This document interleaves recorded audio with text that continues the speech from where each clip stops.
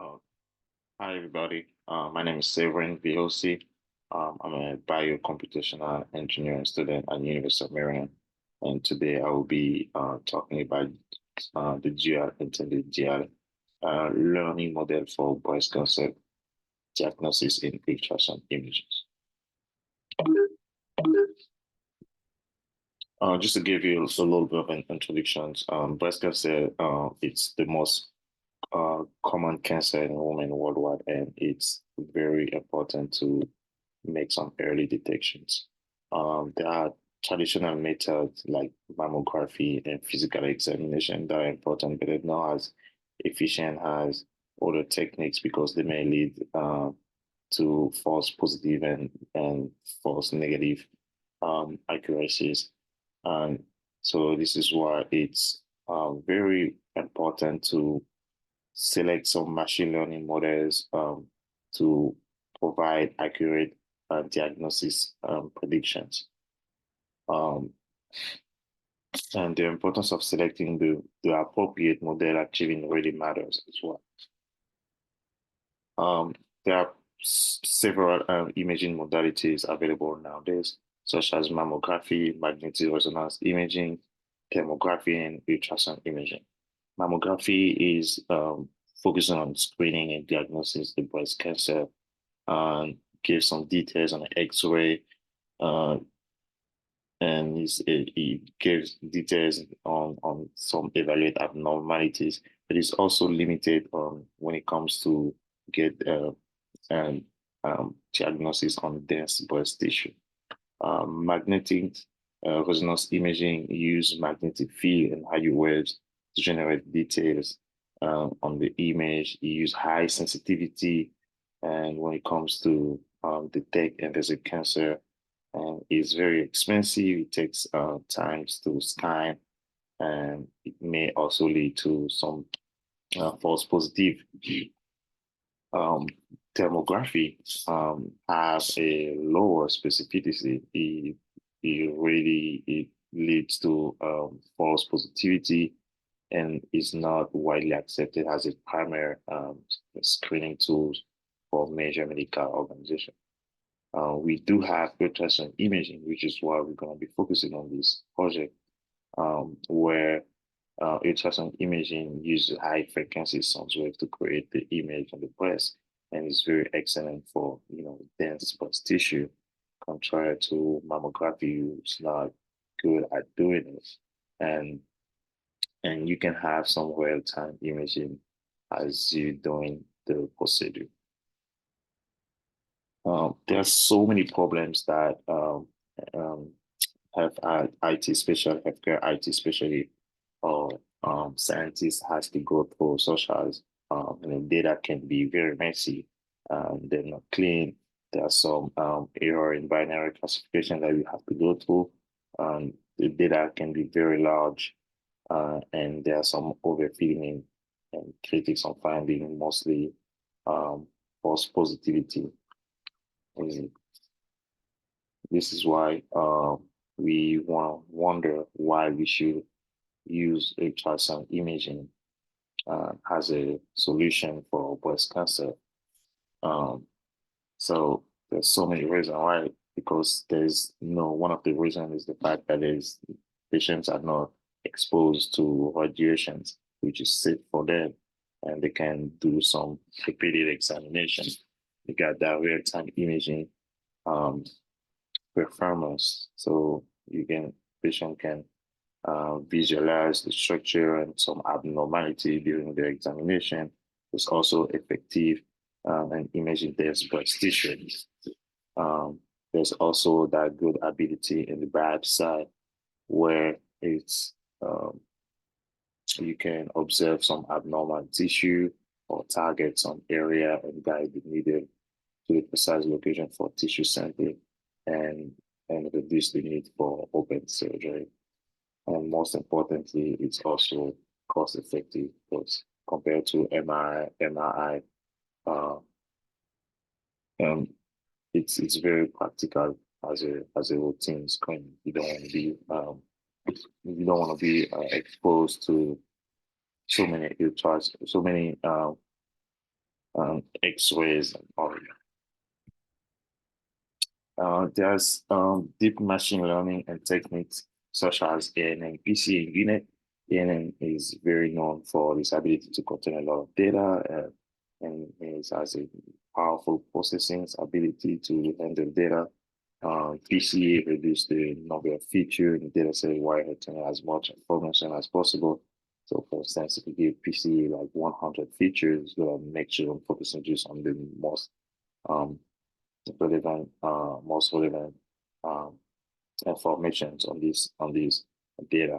And we do have the last one, unit, which is which enhances precision and efficiency um, and has the potential for early detection. It strongly contributes to improving patient care and outcomes. So deep machine learning unit, right? So is this is a very interesting model because it has a U-shaped architecture first. It does have an encoder, a decoder, it skips connections, and it does have a bottleneck. It is widely used in medical imaging for segmentation tasks and is effective for tasks such as, in our case, for tumor detection in radiology. The encoder part of the unit captures some spatial information and context.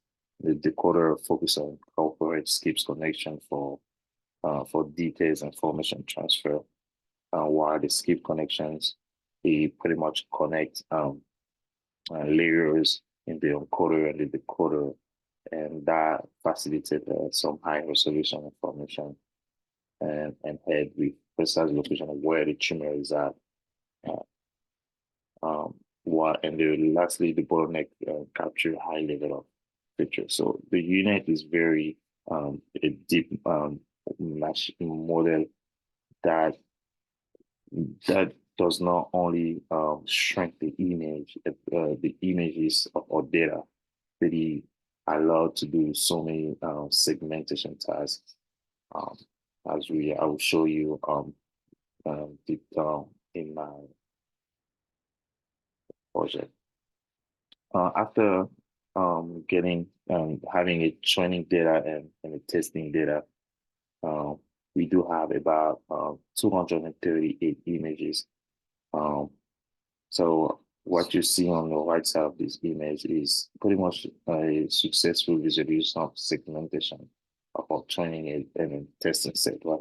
So you can see there's on the training set, there's a nice one-to-one correspondence of the tumor and the mask. So the image, you can see the mask, you can see that nice correspondence. So the unit is able to track the tumor.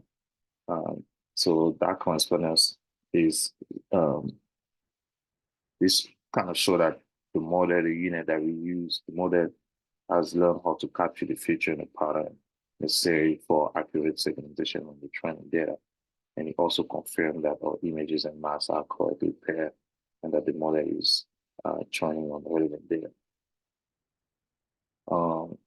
This is a loss function where we do have we're going to be focusing on the graph on the left first, where we do have the training accuracy curve in blue and the validation accuracy curve in orange.